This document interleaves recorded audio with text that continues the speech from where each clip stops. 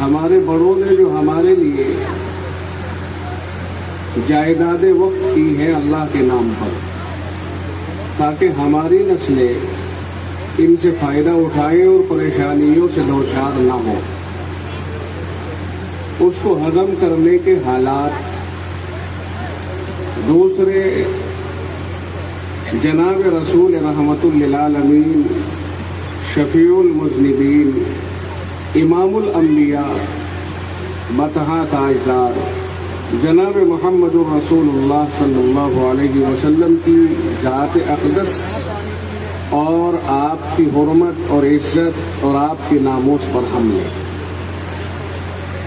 یہ دو باتیں ہمارے لیے اس وقت میں بڑی تکلیف دہ ہیں۔ کوئی دل ایسا نہیں ہے کہ جس دل میں رسول اکرم صلی اللہ علیہ وسلم کی وہ الفت نہ ہو، جس کے اوپر اس کا ایمان ہے، اس کی جان کی سلامتی ہے، اور مرنا اور مٹنا، مرنا اور جینا جس کے اوپر ہے، وہ محبت لگ بھگ ہر مسلمان کے دل کے اندر موجود ہے۔ وقت کے اوپر اس کا اظہار ہوتا ہے، جیسے جیسے وقت آتا ہے ویسے اس کا اظہار ہوتا ہے۔ ہمارے بچے جو اس وقت میں بہت سی باتیں جانتے ہیں، لیکن سیرت سے متعلق عام طور سے معلومات بہت کم ہیں۔ ان حضرات کے سامنے میں گزارش کر رہا ہوں کہ ہمیں علماء کرام سے سیرت رسول صلی اللہ علیہ وسلم کے اسباق سننے اور انہیں سمجھنے کی ضرورت ہے۔ ہم سمجھتے ہیں کہ جو علماء کرام قابل ہیں، جو علماء کرام سنجیدہ ہیں، جن کا علم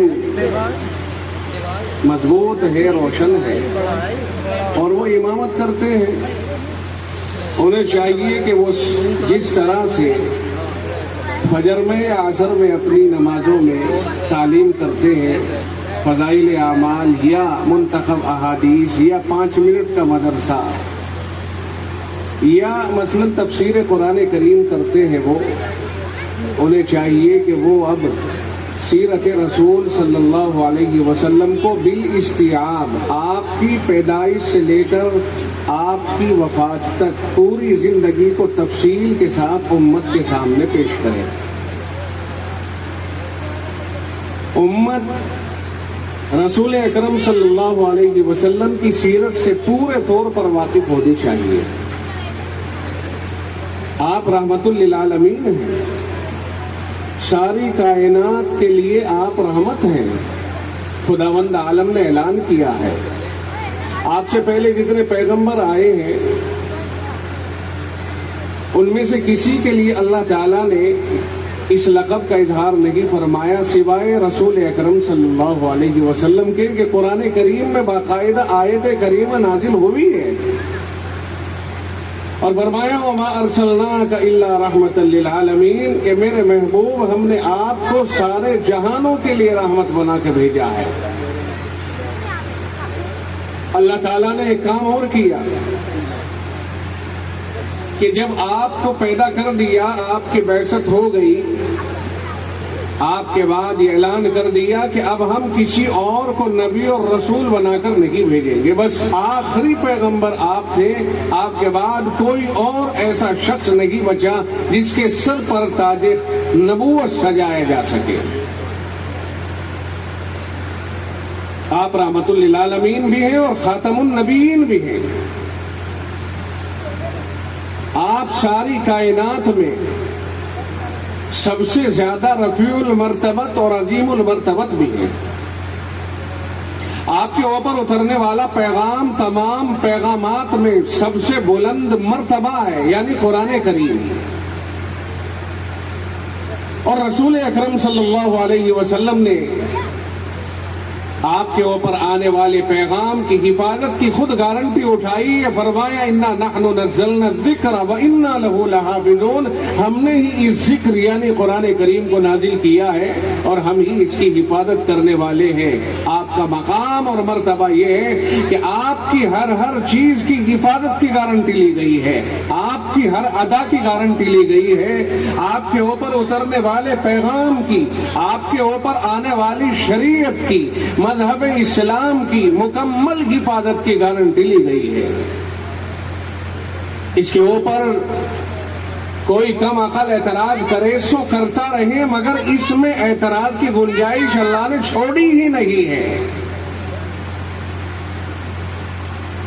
رحمت للعالمین کا مطلب کہ آپ کے اوپر جو تعلیمات آئی ہے قرآن کریم کی شکل میں، جو شریعت محمدی صلی اللہ علیہ وسلم نازل ہوئی ہے، اس شریعت کی شکل میں اللہ نے آپ کی طرف رحمت کی نسبت کی ہے، یعنی یہ تعلیم جو اللہ نے آپ پر اتاری ہے یہ سارے جہانوں کے لیے رحمت ہے۔ جب تک آپ کی یہ تعلیم باقی رہے گی ساری دنیا باقی رہے گی، اور جب یہ آپ کی رحمت یعنی یہ تعلیم ختم ہو جائے گی تو آپ سمجھ لو کہ دنیا ہی ختم ہو جائے گی۔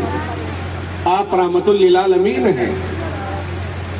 ہم دیکھ رہے ہیں کہ کم فہم، نہ سمجھ اور دوسروں کے بہکائے میں بہک جانے والے، خواہ مخواہ کی دشمنی باندھ کر نادان قسم کے لوگ ایسی ذات گرامی کے اوپر بھی حملہ آور ہو رہے ہیں کہ جو صرف اپنوں ہی کے لیے نہیں بلکہ پوری کائنات کے لیے رحمت ہے، جو صرف انسانوں ہی کے لیے نہیں بلکہ آپ جنات کے لیے، اور صرف انسان اور جنات ہی کے لیے نہیں بلکہ عام جانوروں کے لیے بھی آپ رحمت ہیں۔ بہت سے واقعات ہیں آپ کے، اگر ان کو ذکر کیا جائے تو 30 منٹ اس کے لیے کافی نہیں بھائی، 30 سال بھی آپ کی سیرت کو بیان کرتے گزر جائیں تو آپ کی سیرت کافی پورے طور پر ذکر نہیں ہو سکتی ہے۔ آپ کی زندگی کے بہت سے واقعات ہیں۔ مشہور واقعہ ہے، رسول اکرم صلی اللہ علیہ وسلم کے پاس ایک اونٹ شکایت کرتا ہے، یا رسول اللہ، میرا مالک میرے اوپر میری حیثیت سے زیادہ دباؤ دیتا ہے، میں اتنا طاقتور اب نہیں رہا، بڑھاپے کا دور ہے، اور میرا مالک مجھ سے جوانی کے زمانے کا کام لیتا ہے، مجھے اس سے تکلیف ہے۔ رسول اکرم صلی اللہ علیہ وسلم نے اس مالک کو بلایا اور یوں ارشاد فرمایا کہ یہ تیرا اونٹ مجھے بیچ دو، اس اونٹ کو آپ مجھے بیچ دو، یہ مجھ سے شکایت کر رہا ہے تیری۔ اس نے عرض کیا، یا رسول اللہ، یہ میرا ذریعہ معاش ہے، کمانا کھانا ہے، کرائے بھاڑے کا کام لیتا ہوں، اگر میں اس کو بیچ دوں گا تو میری مشکلیں۔ آپ نے ارشاد فرمایا، اگر بیچ نہیں سکتے تو اتنا خیال رکھو کہ اس کے اوپر اس کی طاقت سے زیادہ بوجھ نہ ڈالنا۔ سمجھنے کی ضرورت ہے، ایک جانور اپنا دکھ آقا رحمت صلی اللہ علیہ وسلم کے سامنے بیان کرتا ہے، آپ کی رحمت اس جانور تک پہنچتی ہے۔ اس جانور نے آقا کے سامنے اپنا دکھ بیان کیا تو فوراً آپ نے اس کا مداوع کیا اور اس کے مالک نوجوان انصاری صحابی سے کہا کہ یا تو اسے مجھے فروخت کر دے یا پھر اس کے اوپر جو تکلیف دیتا ہے اس تکلیف کو ختم کر دے، اور یاد رکھنا آئندہ کام اس سے کم لینا اور چارے پانی کی اس کی نگرانی کرنا۔ یہ ہے رسول اکرم صلی اللہ علیہ وسلم کی طرف سے کہ آپ جانوروں کے لیے بھی رحمت ہے۔ ایک ہرنی جو کسی کی قید میں ہے، اسے رسول اکرم صلی اللہ علیہ وسلم کی ذات اقدس نظر آئی، آپ سے اس نے التجا کی، یا رسول اللہ، اس نے مجھے گرفتار کر لیا، میرے 2 بچے ہیں، آپ مجھے اگر چھڑوا دیں تو میں اپنے بچوں کو دودھ پلا کر کے آ رہی ہوں۔ آپ نے فرمایا ٹھیک ہے، آپ نے اسے آزاد کرا دیا۔ بعض کتابوں میں لکھا ہے کہ ایک یہودی تھا جس نے اس اونٹنی اس ہرنی کو گرفتار کیا تھا اور اس سے آپ نے فرمایا کہ اسے چھوڑ دے، بھیج دے۔ وہ کہتا ہے یہ جانور ہے، اگر آپ نے میرا شکار چھڑوا دیا یہ واپس کیسے آئے گا؟ آپ کیسی بات کر رہے ہو؟ آپ نے فرمایا یہ مجھ سے وعدہ کر رہی ہے، آپ اسے بھیج دو، یہ آئے گی اور میں ذمہ داری لیتا ہوں اس کی۔ چنانچہ اس نے چھوڑ دیا، وہ اپنے بچوں کو دودھ پلائی اور پلانے کے بعد بچوں کے ساتھ واپس آئی۔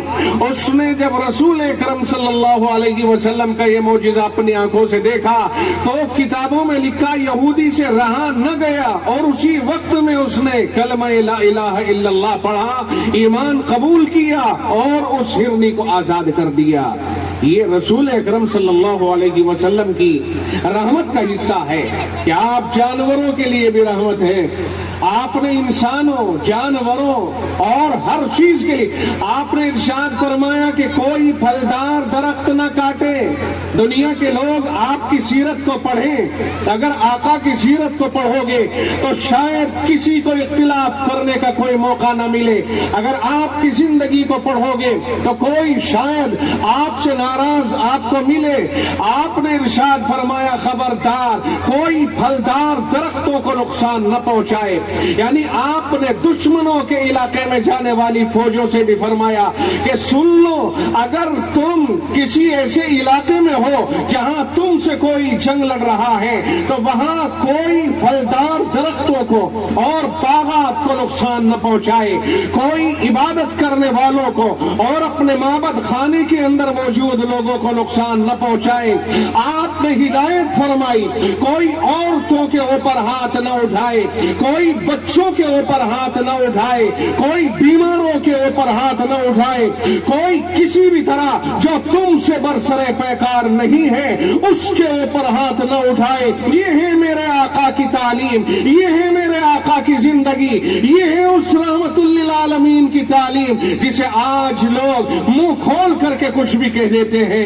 دنیا بھر کے اندر ابھی ہمارے قریب میں نام لینے کی ضرورت نہیں ہے، ایک شخص نے انتہائی گندی بات کی ہے اور کہا کہ دشہرے کے موقع پر راون کو جلانے کے بجائے محمد صلی اللہ علیہ وسلم کے بارے میں کہا کہ اس کا پتلا بنا کر کے پھونکنا چاہیے، تجھے کیا تکلیف ہے؟ آپ نے فرمایا جو برسرے پیکار ہیں صرف آپ انہی سے لڑو، ان کے علاوہ کسی اور کو تکلیف مت پہنچاؤ۔ یہ تعلیم تھی آقا کے صاف صاف۔ اور آج بھی دنیا بھر کے اندر اگر آپ دیکھو گے کہ جہاں ایک دوسرے سے تصادم ہے، جہاں ایک دوسرے سے ٹکراؤ ہے، وہاں پر آپ دیکھیں گے کہ جو اپنے آپ کو تہذیب و شائستگی کا اور انسانیت نوازی کا علمبردار کہتے ہیں، آپ انہیں دیکھو گے ان کی توپوں کے دہانے، ان کے ٹینکوں کے دہانے، ان کے ہتھیاروں کے دہانے، ان کے ہوائی جہازوں کے رخ، ان کے گولوں کے رخ تمام کے تمام نہتوں کی طرف ہوتے ہیں، اور ان کے یہاں بچوں، عورتوں اور بوڑھوں، اسپتالوں اور کسی بھی طرح کی رفاہی ادارہ ہو، کسی کے لیے کوئی رکاوٹ نہیں ہے۔ اور اس کے مقابل برسرے پیکار کو دیکھو گے کہ وہ عام طور سے اس ادا کا حامل نہیں ہے۔ یہ ہے اس تعلیم کا فرق جو اللہ کے نبی صلی اللہ علیہ وسلم نے اس دنیا میں عام فرمائی ہے۔ مسلمان تو جو رسول کو مانتا ہے، تعلیم نبوی کو مانتا ہے، قرآن کو مانتا ہے، اسے کہتے ہیں، ورنہ تو اللہ کے نبی صلی اللہ علیہ وسلم پوری کائنات کے نبی اور رسول ہیں۔ مانتا ہے کوئی اس کے بھی رسول ہیں، نہیں مانتا ہے اس کے بھی رسول ہیں۔ ماننے والے کو مسلمان اور نہ ماننے والے کو غیر مسلمان سمجھا جاتا اور کہا جاتا ہے۔ آپ رسول اور نبی سب کے ہیں۔ دنیا میں کوئی اپنے آپ کو یہودی، عیسائی، نصرانی، مجوسی کچھ بھی کہے، محمد صلی اللہ علیہ وسلم سب کے نبی ہیں۔ آپ جب تشریف لائے دنیا میں کوئی مسلمان تو نہیں تھا نا؟ آپ نے جب کلمہ پیش کیا تو سارے کے سارے تو وہ تھے جو کوئی قرآن اور رسول کو مانتا ہی نہیں تھا، لیکن آہستہ آہستہ سمجھ میں آتا گیا اور وہ مانتے گئے، ماننے والوں کو مسلمان کہا جانے لگا۔ اور کوئی غلط فہمی میں نہ رہے، جس طرح آپ کو اللہ نے رحمت للعالمین بنا کر کے بھیجا ہے، وہی طریقہ کار آپ نے اپنایا ہے کہ آپ طاقت میں ہونے کے بعد بھی اپنی طاقت کا مظاہرہ نہیں کرتے ہیں۔ آپ نے طاقت کا مظاہرہ کبھی بھی نہیں فرمایا ہے۔ مکہ فتح ہو رہا ہے، آج پوری طاقت میں ہے، اگر آپ چاہیں تو سب کو تہہ تہہ کر سکتے ہیں۔ آپ اپنے دشمنوں کو ایک ایک کر کے زمین کے نیچے دفن کر سکتے ہیں، مگر نہ آپ نے ارشاد فرمایا من دخل دار ابی سفیان فهو آمن ومن اغلق بابه فهو آمن ومن دخل المسجد فهو آمن۔ فرمایا ابو سفیان کے گھر میں اگر کوئی چلا گیا اسے بھی ہم کچھ نہیں کہیں گے، اگر کوئی مسجد حرام میں آ گیا ہم اسے بھی کچھ نہیں کہیں گے، اور اگر کوئی اپنے گھر کے دروازے بند کر کے گھر میں رہا، مقابلے پر نہیں آیا، ہم اسے بھی کچھ نہیں کہیں گے۔ آقا نے عام معافی کا اعلان کر دیا۔ آج فاتح بن کر مکہ مکرمہ میں تشریف لا رہے ہیں، لیکن آپ نے فرمایا نہ ہم کسی کے اوپر ہاتھ اٹھانا پسند نہیں فرماتے ہیں، اور اعلان کر دیا۔ ایک صحابی جب کہنے لگے الیوم یوم الملحمہ، آج تو قتل و قتال کا دن ہے، آج پرانے زخموں کو ایک ایک یاد کر کے اور سامنے والوں کے اوپر تلوار اٹھانا اپنا فرض سمجھ رہا ہے، لیکن جب آقا نے یہ سنا کہ یہ تو نعرے لگا رہے ہیں کہ آج تو قتل و غارت گیری کا وہ منظر پیش کریں گے کہ زمین و آسمان دہل جائے، آپ نے فرمایا نہ ہماری یہ سوچ نہیں ہے۔ فرمایا سنو، اس نعرے کی جگہ پر یہ کہو الیوم یوم المرحمہ، آج پیار و محبت کا دن ہے، آج رحم و کرم کا دن ہے، آج عفو و درگزر کا دن ہے، آج رحمتوں کی بارشیں کرنے کا دن ہے۔ یہ ہے وہ رحمت للعالمین جس نے دشمنوں کو اپنے نیچے اور اپنے قابو میں آ جانے کے بعد بھی معاف فرمایا ہے، اور اسی ادا کو عوام کے بیچ میں تقسیم فرمایا ہے۔ یہ ہے رحمت للعالمین محمد صلی اللہ علیہ وسلم۔ آپ کی زندگی کو لوگوں کے سامنے عام کرنا چاہیے۔ لوگ غلط فہمی میں پڑے ہوئے ہیں، لوگوں کے درمیان غلط فہمیاں ہیں، وہ نہیں سمجھتے ہیں رسول اکرم صلی اللہ علیہ وسلم کے بارے میں اور آپ کی زندگی کے بارے میں۔ ہاں بہت سے سمجھتے ہیں، انہوں نے بھی بہت سے سمجھتے ہیں۔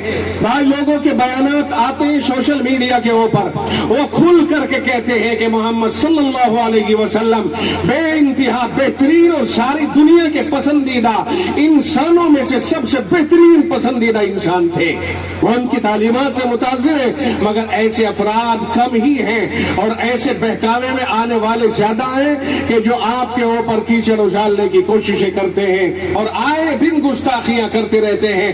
میں آپ کو یہ بات عرض کر دوں اور یہ بات وضوح کے ساتھ کہہ رہا ہوں کہ آج تک یہ تاریخ ہے کہ جس نے اللہ کے نبی صلی اللہ علیہ وسلم کی شان اقدس میں گستاخی کی ہے، آپ تاریخ اٹھائیے اور ہر دور کی تاریخ آپ کو بتائے گی کہ جو گستاخی کرنے والا تھا وہ کبھی بھی سلامت نہیں رہا، خدائی عذاب اس کے اوپر آیا، حالات بگڑے اور وہ تباہ و برباد ہوا۔ کوئی بھی طریقہ اختیار کیا گیا ہو اللہ کی طرف سے مگر وہ تباہ و برباد ہوا۔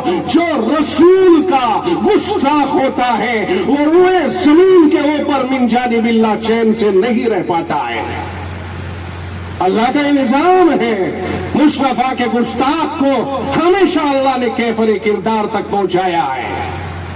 حالات ایسے ہی بن جاتے ہیں۔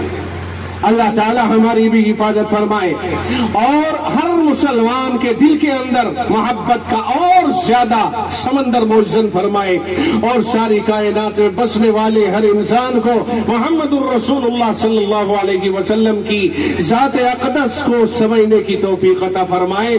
ہمارے اوپر یہ ذمہ داری ہے کہ ہم آپ کی رحمت للعالمین کی اذنی کو ظاہر فرمائیں۔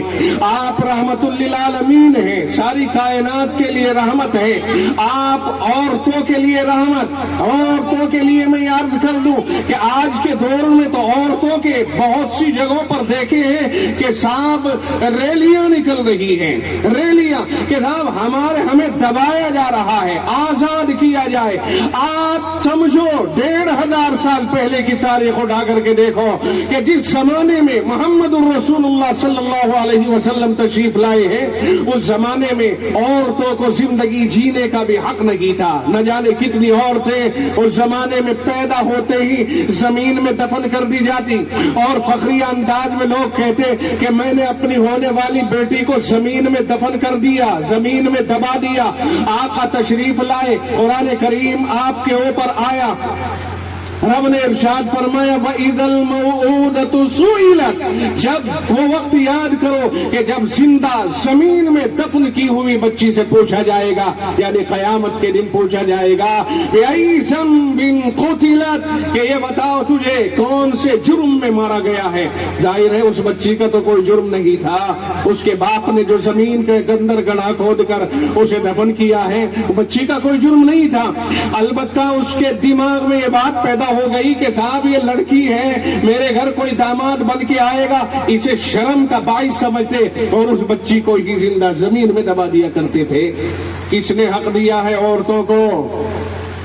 جناب رسول اکرم صلی اللہ علیہ وسلم نے ارشاد فرمایا من ابتلی من هذه البنات بشيء فاحسن اليهن كن له سترا من النار او كما قال، آقا نے ارشاد فرمایا کہ جو آدمی ان بیٹیوں کی پرورش کرنے میں آزمایا گیا، یعنی بیٹیوں کی پرورش کر رہا ہے وہ، پھر فرمایا فاحسن اليهن، اور اس نے جس کی وہ بیٹیاں ہیں ان بیٹیوں کے ساتھ اچھا سلوک کیا، فرمایا کن لہو سترم من النار، اس باپ کے لیے یہ بیٹیاں جہنم کے لیے آڑ بن جائیں گی۔ آڑ، جو باپ اپنی بیٹیوں کو پرورش کرتا ہے اور ان کے ساتھ اچھا سلوک کرتا ہے، پھر یہ بیٹیاں اللہ کے یہاں اتنی مقبول ہو جاتی ہیں اور یہ خدمت باپ کی طرف سے اتنی پسند ہوتی ہے کہ یہ بیٹیوں کی پرورش کرنا ہی اسے جہنم سے بچانے کے لیے کافی ہو جاتا ہے۔ یہ ہے رحمت للعالمین صلی اللہ علیہ وسلم کی تعلیمات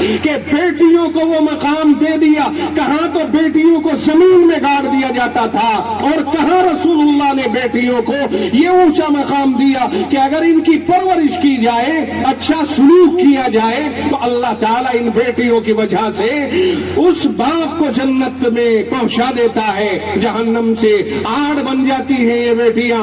آپ بیٹیوں کے لیے رحمت، آپ ماں کے لیے بھی رحمت ہے کہ جب یہ بیٹیاں بڑی ہوں، شادیاں ہو جائیں اور ان کو اللہ تعالیٰ دوسرے گھر میں قبول فرما لے، پھر انہیں اللہ اولاد عطا فرمائے۔ میرے آقا نے بھی فرمایا، قرآن کریم بھی کہتا ہے، ان کی تعریف کرتے ہوئے آقا نے کہا ان الجنت تحت اقدام امہاتکم، فرمایا یہ جنت تمہاری ماں کے قدموں کے نیچے ہے۔ جنت تمہاری ماں کے، پہلے بیٹی بنی تو بیٹی کی فضیلت، پھر یہ ماں بنی تو ماں بننے کے بعد فرمایا اولاد سے، اور سنو نوجوانوں، اللہ کے نبی علیہ السلام نے فرمایا ان ماں کے قدموں کے نیچے تمہاری جنت ہے۔ ان ماں کے قدموں کے نیچے جنت کس نے بنائی جناب؟ اگر رسول اللہ یہ نہ فرماتے تو کبھی بھی ان کے قدموں کے نیچے جنت نہ ہوتی۔ یہ اللہ کے نبی علیہ السلام کی رحمت کا حصہ ہے۔ رسول اللہ صلی اللہ علیہ وسلم اس پوری کائنات کے لیے رحمت کہ اگر آپ کی تعلیم موجود ہے تو آسمان و زمین باقی ہے، ایک بھی اللہ اللہ کہنے والا موجود ہے، یہ آسمان و زمین باقی ہے۔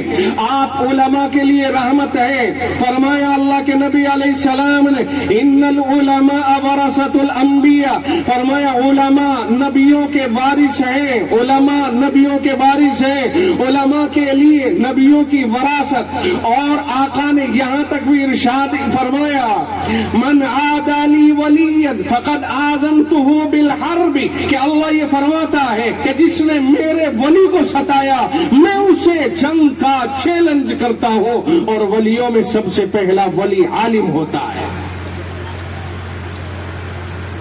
اللہ تعالیٰ نے رسول اکرم صلی اللہ علیہ وسلم کو علماء کے لیے رحمت بنایا ہے، آپ طلباء کے لیے رحمت، آپ پڑھنے والوں کے لیے رحمت، کیونکہ اللہ کے نبی علیہ الصلوۃ والسلام ہی نے ارشاد فرمایا ہے کہ فرشتے طلباء کے قدموں کے نیچے اپنے پروں کو بچھاتے ہیں اس کی خوشنودی کو حاصل کرنے کے لیے۔ معلوم ہوا آپ علماء کے لیے بھی رحمت ہے اور آپ پڑھنے والوں کے لیے بھی رحمت ہے۔ یہ رحمت کون ہے؟ یہ جناب محمد رسول اللہ صلی اللہ علیہ وسلم، یہ ہے سب کے لیے رحمت۔ آپ پڑوسیوں کے لیے رحمت ہے۔ آپ نے ارشاد فرمایا کہ وہ آدمی مومن کامل نہیں ہے، لیس المؤمن الذی یشبع وجارہ جائع الی جنبہ، فرمایا وہ آدمی کامل درجے کا مومن نہیں جو خود اپنا پیٹ بھر لے اور پڑوسی اس کا بھوکا رہے، پریشان حال رہے۔ اور بھائی یہاں ایک بات سمجھنے کی ہے، اور میں عرض کرتا ہوں کہ اگر کوئی اس حدیث پاک کو ہی صرف اپنے لیے مشعل راہ بنا لے تو اختلافات کی گنجائشیں ہمیشہ کے لیے ختم ہو رہی ہے۔ اس حدیث پاک میں آپ نے نہ مومن کا ذکر فرمایا نہ غیر مومن کا ذکر فرمایا، بلکہ آپ نے ایک پڑوسی کا ذکر فرمایا۔ جو آدمی پڑوسیوں کا خیال نہیں رکھتا ہے اور صرف اپنا پیٹ بھر کے آرام سے سوتا ہے اور اسے پڑوسیوں کی کوئی فکر نہیں رہتی، اس آدمی کو میں پکا مومن ماننے کو تیار نہیں۔ یہ میرے آقا نے فرمایا اب پڑوسی چاہے مسلمان ہو یا غیر مسلم ہو، پڑوسی چاہے یہودی ہو یا عیسائی ہو، پڑوسی چاہے اپنا حق رشتہ دار ہو، کوئی بھی ہو، آقا نے پڑوسیوں کے لیے فرمایا جو آدمی پڑوسی کا خیال نہیں کرتا، اپنا پیٹ بھر کے آرام سے سوتا ہے، ایسے آدمی کو میں مومن کامل ماننے کو تیار نہیں ہوں۔ آپ پڑوسیوں کے لیے رحمت ہے۔ اگر پڑوسی کی یہ حدیث پاک پڑوسیوں کا خیال کرنے کی جو بات اس میں ارشاد فرمائی ہے، اگر اسے تمام پڑوسی اپنے لیے اپنے دامن سے باندھ لے، اپنی زندگی کے لیے اسے نمونہ بنا لے، اور مسلم ہو یا غیر مسلم ہر آدمی اپنے پڑوسیوں کا خیال کرنے لگے تو یہی ایک حدیث آپس میں پیار و محبت لانے کے لیے کافی ہے۔ اب بتائیے جب ہر آدمی اپنے پڑوسی کا خیال کرے گا تو کیا دنیا میں دشمنی پنپ پائے گی؟ نہیں، کیونکہ یہاں تو مسلمان و غیر مسلمان کا فرق کیا ہی نہیں، اور یہ آقا کی حدیث پاک ہے۔ معلوم ہوا میرے آقا پڑوسیوں کے لیے رحمت ہے۔ اور ذرا سا چونکہ میرا وقت ختم ہو رہا ہے، ذرا سا اتنا اور اشارہ کر دو کہ پڑوسی تین قسم کے ہوتے ہیں، پڑوسی تین قسم کے ہوتے ہیں۔ ایک وہ جس سے حقیقی رشتہ ہو اور وہ مومن بھی ہو اور آپ کا پڑوسی بھی ہو، یہ پہلا ہے، حقدار اس کا حق پہلے ہے۔ اور ایک وہ جس سے دو رشتے ہوتے ہیں کہ وہ مومن بھی ہے اور آپ کا پڑوسی بھی ہے، اور ایک وہ ہے جس سے آپ کا صرف پڑوس کا رشتہ ہے، نہ وہ آپ کا رشتہ دار ہے نہ وہ مومن ہے۔ تینوں طرح کے پڑوسیوں کا مکمل حق حدیث پاک بیان کر رہی ہے، کوئی فرق نہیں کر رہی ہے۔ پڑوسی کوئی بھی ہو جب وہ آپ کے پڑوس میں رہتا ہے آپ کی محبتوں کا حقدار ہے، آپ کے پیار کا حقدار ہے، آپ کی عطا کا حقدار ہے، آپ اس کا خیال فرمائیں۔ یہ پڑوسیوں کے حقوق کس نے بیان کیے؟ یہ آقا رحمت صلی اللہ علیہ وسلم نے بیان فرمائے ہیں۔ آپ مزدوروں کے لیے بھی رحمت ہے۔ آپ نے ارشاد فرمایا آتوا الاجیر اجرہ قبل ان یجفارقہ، آپ نے ارشاد فرمایا کہ تم مزدور کو مزدوری اس کا پسینہ خشک ہونے سے پہلے دے دو۔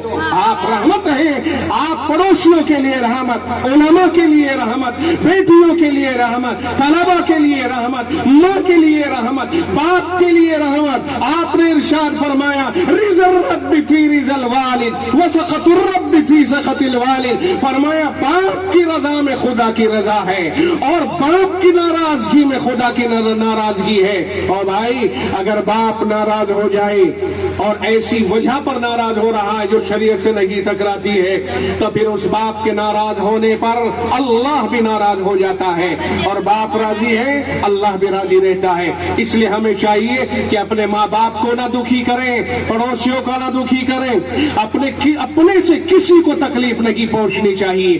کوئی بھی ہو اس سے کوئی بحث نہیں ہے, بھائی ہو بہن ہو رشتہ دار ہو کوئی بھی ہو. آج تو رشتہ داروں کے ساتھ میں بڑی بدسلوکیاں ہو رہی ہیں کہ صاحب بیویوں کے حقوق کی ادائیگی میں کوتاہی. کوئی لوگ تانے دیتے دیتے مر رہے ہیں, کہتے ہیں مسلمان 4 بیویاں 40 بچے, اور کون کہتا ہے؟ یہ سب بےہودگی کی باتیں ہیں, اسلام دشمنی اور نفرت کی باتیں ہیں. اور جس اسلام نے 4 بیویوں کی اجازت دی ہے اس نے شرط لگا کر کے دی ہے, اگر تم چاروں کے درمیان میں عدل و انصاف کو قائم رکھ سکو تو 4 بیویوں تک تم کر سکتے ہو ایک سے, ورنہ اگر تمہارے اندر عدل و انصاف قائم کرنے کی ہمت نہیں ہے فواحدتن, تو پھر صرف ایک ہی بیوی کو آپ اپنی زوجیت میں رکھیں. یہ بیکار کی باتیں ہیں جو تانا بازی ہو رہی ہے.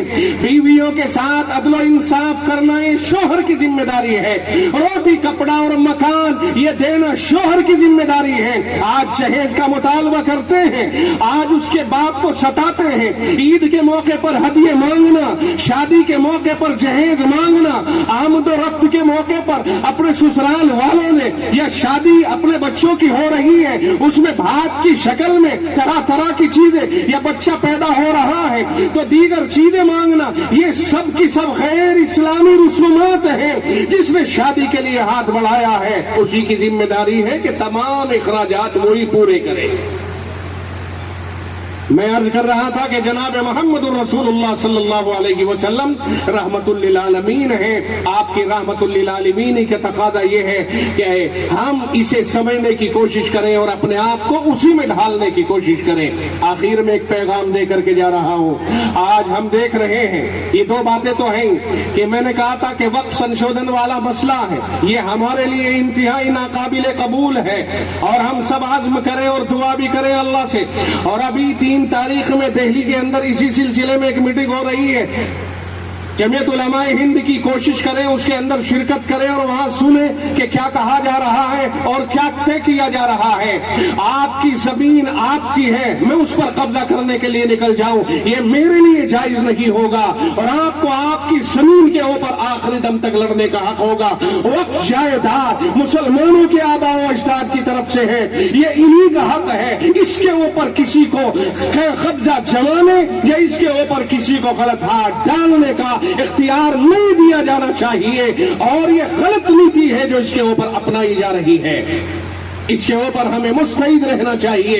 اور دوسرے, جب رسالت مآب صلی اللہ علیہ وسلم کے اوپر کوئی کیچڑ اچھالے اس کے اوپر ہمیں حساس رہنا ہی, اور ہیں بھی ہم حساس, لیکن اس حساسیت کے اظہار میں میں آپ کو یہ بات کہتا چلوں کہ اس حساسیت کے اظہار میں یا آپ پردرشن کریں, آپ احتجاج کریں, اس بارے میں یہ ملحوظ رہے کہ ایسا احتجاج شریعت میں بھی مطلوب نہیں ہے جو کسی کو نقصان پہنچائے یا خود اپنے آپ کو ہی غلطیوں کے اندر مبتلا کر لیں.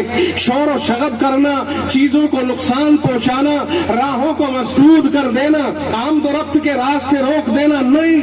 قانونی اعتبار سے اگر احتجاج ہوگا اس میں جان پیدا ہوگی, ورنہ عوام اگر احتجاج میں اور جوان اور بچے احتجاج میں شریک ہوتے ہیں اکثر و بیشتر پتہ تو ہوتا نہیں, کوئی نہ کوئی ظالم ہمارے درمیان ایسا گھس جاتا ہے کہ ایسی حرکت کروا دیتا ہے جس سے خود ہمارے اندر بہت سی غلطیاں پکڑنے کی کوشش کی جاتی ہے. یہ عرض کرنا مجھے آپ کے سامنے مناسب محسوس ہو رہا. کبھی اگر ایسا موقع آئے تو کوشش یہ کریں کہ وکیل اپنی وکالت سے اور سیاسی با اثر اپنے سیاسی اثر و رخوخ سے اور دولت مند اپنی دولتوں سے جیسے بھی ہو سکتا ہے قانونی چارہ جوئی میں اپنی پوری ایڑی اور چوٹی کا زور لگائے. یہ سارے وکلا, یہ سارے امیر ترین, یہ سارے حکومت میں با اثر لوگ, ان سب کو چاہیے کہ یہ اپنی ایڑی چوٹی کا پورا زور لگائیں اور اس طرح قانون کے اوپر عمل کرانے کی کوشش کریں اور قانون کو متحرک کریں، قانون کو حرکت میں لانے کی کوشش کریں اور اس کے ذریعے سے گستاخ کو سزا دلانے کی بھرپور کوشش کریں۔ سب کچھ ہے لیکن اس کے لیے کوششیں اسی درجے کی ہونی ضروری ہے، اور اصرار اس بات کے اوپر کیا جائے کہ کوئی قانون حکومت اس طرح کا لائے کہ کسی بھی مذہب کے پیشوا اور اس کے مقتدا کے خلاف کوئی بھی غلط آواز بلند نہ ہو۔ اس سلسلے میں مسلمان اپنے اصولوں پر قائم ہیں۔ آج تک کوئی یہ ثابت کرے مائی کا لال کہ کسی مسلمان نے کسی طبقے کے مقتدا کے خلاف اور اس کے پیشوا اور اس کے مذہبی رہنما کے خلاف کوئی اس طرح کے جملے کہے ہوں۔ رام چندر جی کہتے ہیں ہم، لکشمن جی کہتے ہیں ہم کسی کو بے احترامی سے کسی کا نام تک لینا گوارا نہیں کرتے ہیں۔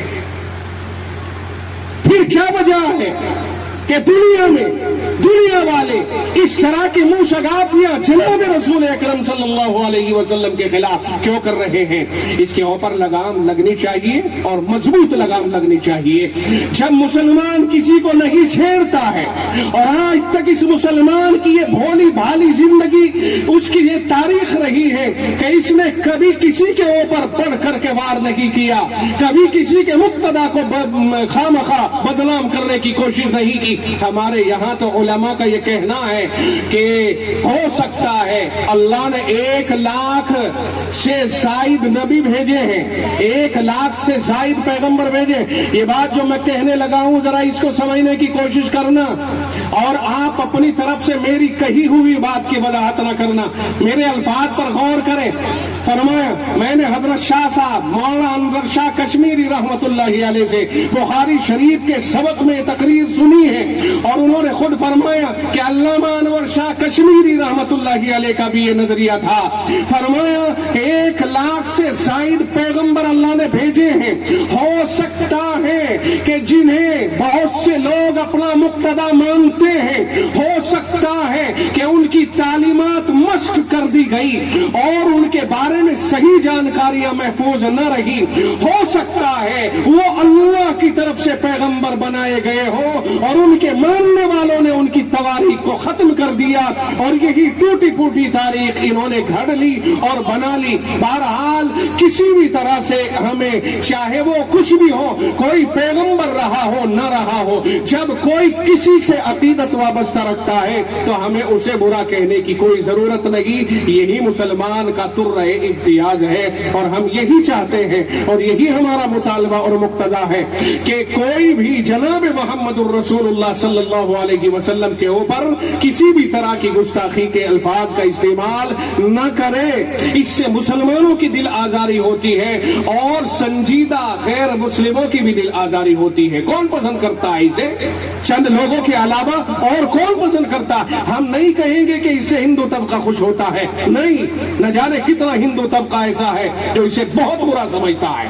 اس لیے ایسا قانون لائے حکومت کہ اس قانون میں کسی کے بھی مقتدا کے خلاف اگر کوئی گستاخی ہوتی ہے اسے اعلیٰ درجے کی سزا دی جائے اور ایسی ہیبت ناک سزا دی جائے کہ دوبارہ اس طرح کی کوئی حرکت نہ کر سکے۔ ایسے قانون کا مزید مطالبہ بھی ہے، اور مضبوط قانون جو ہمارے سنویدھان میں ہے اس کو نافذ کرنے کا بھی مطالبہ ہے۔ اللہ تعالی ہمیں جناب رحمت للعالمین صلی اللہ علیہ وسلم کے ساتھ عقیدت اور محبت میں اور وابستگی میں اور اضافہ عطا فرمائے، اور آپ کی تعلیمات کے اوپر مکمل عمل کرنے کی توفیق مرحمت فرمائے۔ وآخر دعوانا ان الحمد للہ رب العالمین۔